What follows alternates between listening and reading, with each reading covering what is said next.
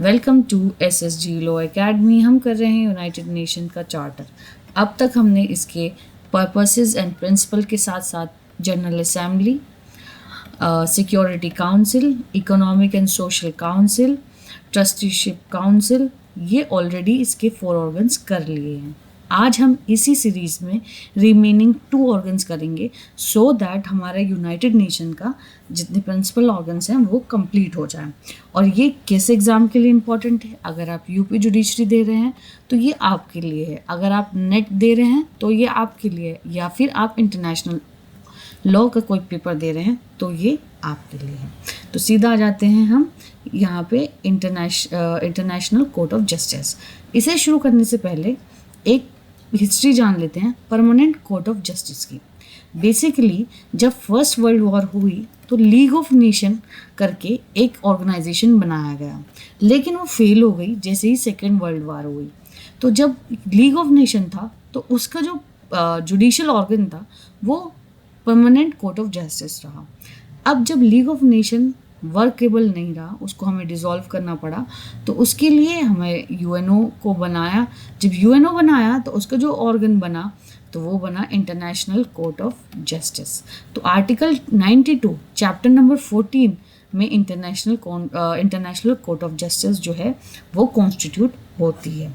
तो आर्टिकल 92 कहते हैं the International Court of Justice shall be the principal judicial organ. तो जुडिशियल ऑर्गन का मतलब, अब हमने इसका एग्जीक्यूटिव ऑर्गन देखा था जो कि हमने ऑलरेडी पढ़ लिया है, जो है Security council.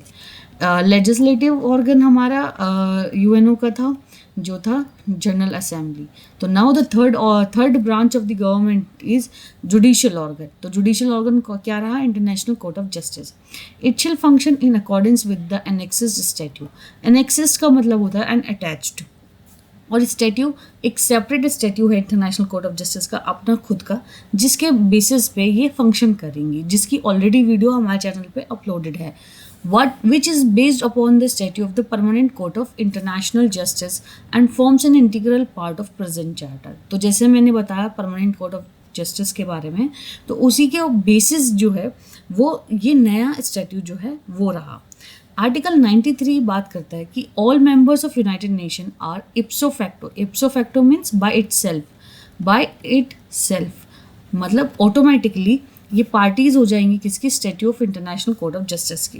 A state which is not a member of United Nation may become a party to the statute of International Court of Justice on the condition to be determined in each case by General Assembly upon the recommendation of security council. Okay, suppose करो 193 जो countries हैं UNO की, उसके अलावा कोई 194th country आ जाती है और कहती है कि मुझे इस पर्टिकुलर डिस्प्यूट में इंटरनेशनल कोर्ट ऑफ जस्टिस की हेल्प चाहिए। Then 194th country being not a member of UNO वो बन सकती है अगर जनरल असेंबली जिसको रिकमेंड किया हो सिक्योरिटी काउंसिल ने डिसाइड कर ले कि ठीक है इंटरनेशनल कोर्ट ऑफ जस्टिस आपके डिस्प्यूट सॉल्व कर सकते हैं।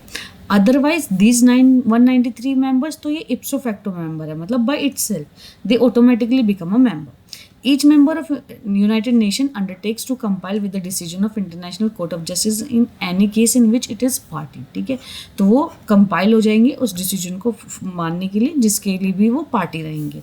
If any party to a case fails to perform the obligation incumbent upon it under a judgment rendered by the court, the other party may have recourse to the Security Council, which may, if it deems necessary, make recommendation or decide upon measure to be taken giving effect to।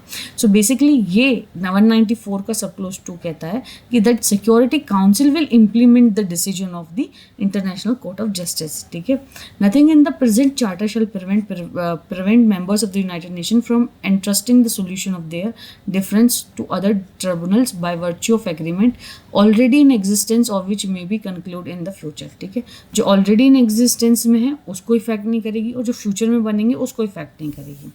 And 196 कहते हैं General Assembly और Security Council में request International Court of Justice to give an advisory opinion. तो यहाँ पे advisory jurisdiction जो है वो इंटरनेशनल कोर्ट ऑफ जस्टिस को मिल जाता है। अगर आप इसके स्टैट्यूट में जाएंगे तो वहाँ पे ओरिजिनल जुरिडिक्शन, अपीलेंट जुरिडिक्शन सब यहाँ पे सेपरेट प्रोविजंस है। तो तो लेकिन एडवाइजरी, जैसे कि हमारे यहाँ पे सुप्रीम कोर्ट के पास एडवाइजरी जुरिडिक्शन होता है कि whenever a President require an advice upon any topic, any legal question, then it may ask Supreme Court for giving his advice. So same ways here also, if Security Council or General Assembly want any advice on any legal issues, any legal questions, though they may ask International Court of Justice to give them an opinion. The same ways here also, other organ of United Nations and specialized agencies which may at any time be so authorized by General Assembly may also request advisory opinion on the court on a legal question arise within the scope of their activities. Same ways,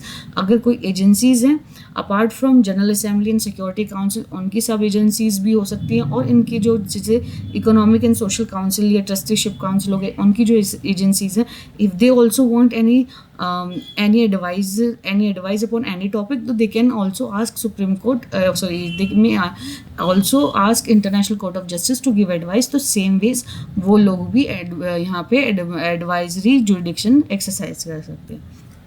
तो ये कुछ provisions जो हैं international Court of Justice की यहाँ पे UN के statute में है. अब रिमेनिंग जो हमें उसका प्रोसीजर, कितने जजेस होंगे, कौन सी लैंग्वेज होती है, कौन सी ऑफिशियल लैंग्वेज होगी, कैसे सब, ये सब उसका सेपरेट स्टैट्यूट है जिसकी ऑलरेडी वीडियो हमारे चैनल पे अपलोडेड है, आप जाके वहाँ पे देख सकते हैं. Thank you.